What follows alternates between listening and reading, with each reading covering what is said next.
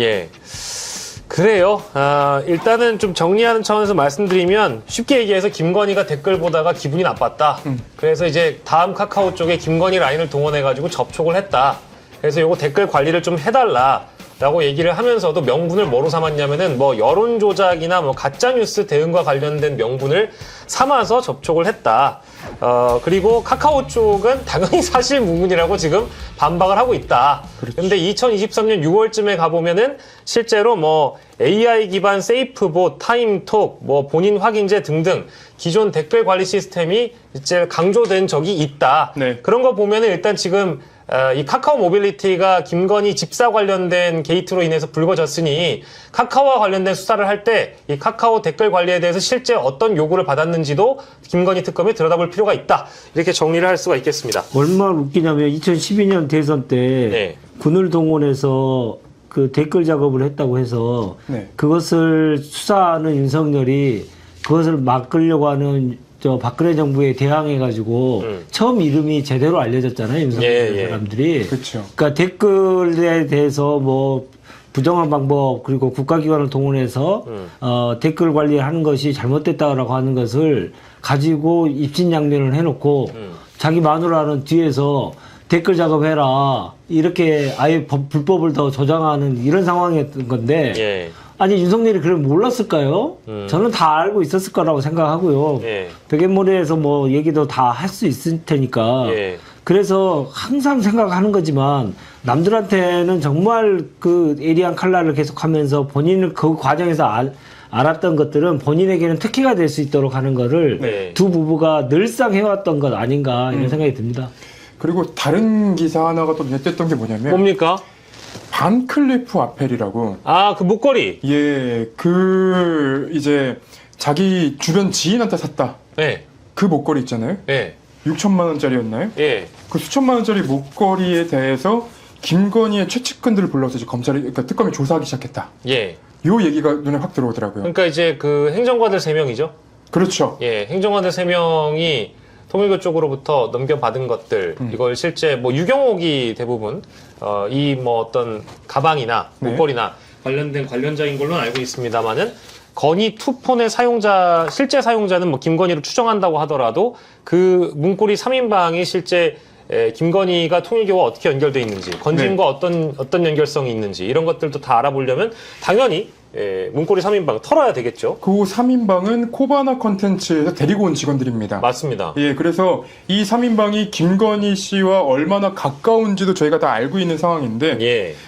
이게 이제 그 의심되는 이유는 김건희 씨가 최재형 목사로부터도 뇌물을 받고, 예. 그리고 지금 건진 게이트라고 나오는 이 통일교와의 관계성, 이런 것들도 다 연관이 돼 있습니다. 그러니까 김건희 씨가 딱 한 명한테만, 한 군데에서만 뭐를 받았다라고 이제 의심할 수는 없는 거예요. 예. 그건 이제 비합리적인 거고, 합리적으로는 어떤 사업과 관련해서 뭘 받았다라고 이제 의심을 해볼 수 있는 거죠. 예. 실제로 최재형 목사 건 그때 보도됐던 것들 다들 기억하시겠지만, 예. 최재형 목사가 청탁을 하면서 주는 거예요. 근데 청탁을 하면서 준 건데 김건희 씨가 받았단 말이에요. 그렇죠. 그러면 그건 청탁을 할 목적으로 다가온 사람의 어떤 뇌물을 받은 것인데, 예. 검찰과 이제 권익위에서는 그 당시에 공무원이 아니기 때문에 김건희 씨한테는 무혐의다. 성립이 안 된다. 성립이 안 된다라고 얘기했지만, 이 모든 사건이 이제 아마 제 추측으로는, 의심으로는 예. 김건희 씨를 수사하는 과정에서 이런 어떤 사업과 관련성이 있는 거 아니야라는 의심들은 검사들도 했을 거예요. 예. 네. 좋습니다. 워낙에 그 압수수색이 압수수색 그리고 소환 조사 등등이 저희가 모르는 사이에 속보로 떠가지고 지나가는 경우들도 많이 있잖아요. 그런 거 하나하나 저희가 좀 들여다보려고 합니다. 그리고 이 통일교 캄보디아 개발 사업 관련해 가지고 코이카에 대한 압수수색. 네. 코이카 3일 회계법. 네, 3일 회계법인 여기가 압수수색을 당했는데, 이 3일 회계법인이라는 데가 어디냐? 통일교 회계 맡은 곳이라고 또 하더라고요. 회계 네. 감사를 맡아온 곳이라고 알려져 있고, 그러다 보니까 실제 공적 개발 원조 사업하고 이 건진법사 청탁 의혹과 연관성이 무엇이냐 이걸 이제 들여다 봐야 하는데 회계 감사를 맡았다라는 것은 실제 그런 거 아니겠습니까? 통일교가 제가 알기로는 2000년대 초반 매출이 2조 막 단위래요. 1조 5천억, 막 2조 막 2단인데 이 전체 회계를 실제 감사하는 역할을 이 사무회계법인이 했다라고 한다면 이 돈의 흐름이라든 거는 이런 것들을 조사하기 위해서 압수수색을 했다 이렇게 봐도 되는 당연히 걸까요? 그렇게 하겠죠. 네. 그리고 제가 이제 회계법인 관련한 이런 예. 이제 수사 관련한 내용들 취재하다 보면 회계법인들에서 일종의 이제 알고도 만들어주는 분식회계 장부 같은 것들이 있어요. 혹시 그런 것들 찾으려고 하는 것 아닌가? 분식회계, 예, 예. 분식회계 장부. 근데 이게 여기서 했다는 얘기는 아니고 예. 그런 것을 하는 회계법인도 있다라는 얘기를 제가 지금 취재를 하고 있어서 아. 예, 예.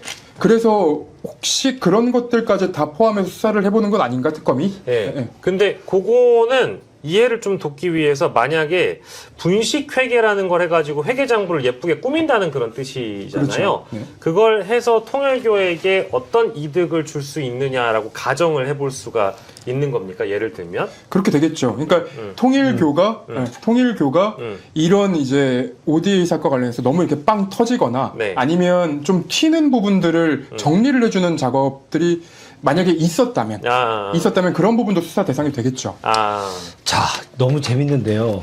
우리나라가 이제 옛날에 이제 지원을 받던 국가에서 이제 지원해주는 첫 나라로 이제 전 세계에서 아주 명성이 높은데, 그러니까 ODA 사업은 국가가 이제 다른 나라를 이제 도와주는 거잖아요. 무상원조로 해주는 건데, 그 규모가 원래 한 4조 정도였어요.